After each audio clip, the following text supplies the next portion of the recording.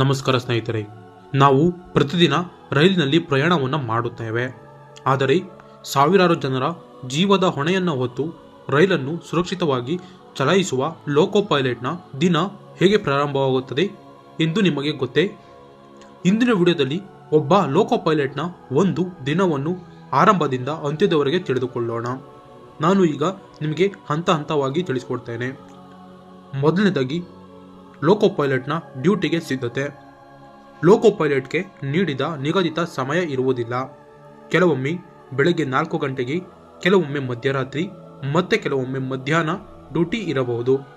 Duty ಸಮಯಕ್ಕಿಂತ ಮುಂಚೆಯೇ ಅವರು ಸಿದ್ಧವಾಗಿ ರೈಲ್ ಲಾಬಿಗೆ ತಲುಪಿರುತ್ತಾರೆ. ಅಲ್ಲಿ ತಮ್ಮ ಹಾಜರಾತಿ ದಾಖಲಿಸಿ ಇಂದಿನ ರೈಲು ಸಂಖ್ಯೆ, ಮಾರ್ಗ, ವೇಗದ ಮಿತಿ ಮತ್ತು ವಿಶೇಷ ಸೂಚನೆಗಳನ್ನು ಪಡೆಯುತ್ತಾರೆ. ಇನ್ನು ಎರಡನೇ ಹಂತ ವೈದ್ಯಕೀಯ ಪರೀಕ್ಷೆ. ರೈಲು ಚಲಾಯಿಸುವ ಮೊದಲು ಆರೋಗ್ಯವು ಅತ್ಯಂತ ಮುಖ್ಯ. ಅದಕ್ಕಾಗಿ ಬ್ರೆತ್ ಅನಲೈಸರ್ ಪರೀಕ್ಷೆ ನಡೆಸುತ್ತಾರೆ. ಮದ್ಯಪಾನ ಮಾಡಿಲ್ಲ ಎಂಬುದು ಖಚಿತಪಡಿಸಿಕೊಳ್ಳುತ್ತಾರೆ. ಅಗತ್ಯವಿದ್ದರೆ ರಕ್ತದೊತ್ತಡ ಮತ್ತು ಇತರ ಆರೋಗ್ಯ ಪರೀಕ್ಷೆಗಳನ್ನೂ ಕೂಡ ಮಾಡಲಾಗುತ್ತದೆ. ಇನ್ನು ಮೂರನೇ ಹಂತ ಎಂಜಿನ್ ಪರಿಶೀಲನೆ. ನಂತರ ಲೋಕೋ ಪೈಲಟ್ ಎಂಜಿನ್ ಬಳಿ ಹೋಗುತ್ತಾರೆ.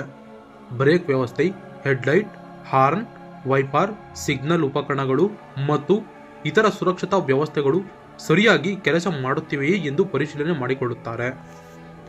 ಯಾವುದೇ ದೋಷ ಕಂಡುಬಂದರೆ ಅದನ್ನು ಸರಿಪಡಿಸಿದ ನಂತರವೇ ರೈಲು ಹೊರಡುತ್ತದೆ. ಇನ್ನು ನಾಲ್ಕನೇ ಹಂತ ಪ್ರಯಾಣ ಆರಂಭ.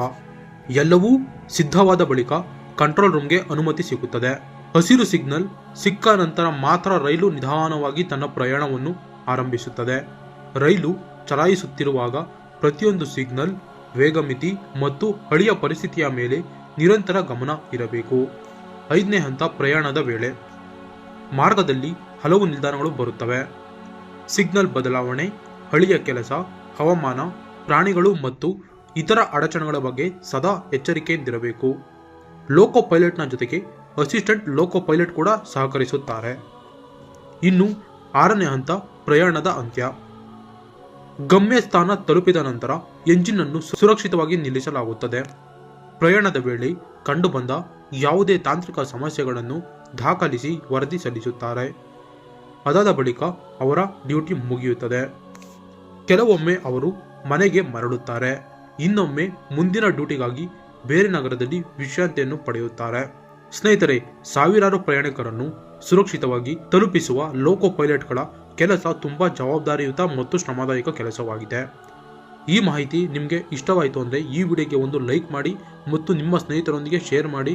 ಮತ್ತು ಇಂತಹ ಇನ್ನಷ್ಟು ಕನ್ನಡ ಮಾಹಿತಿ ವಿಡಿಯೋಗಳಿಗಾಗಿ ನನ್ನ ಚಾನಲ್ ತಪ್ಪದೇ ಸಬ್ಸ್ಕ್ರೈಬ್ ಮಾಡಿಕೊಳ್ಳಿ. ಧನ್ಯವಾದಗಳು.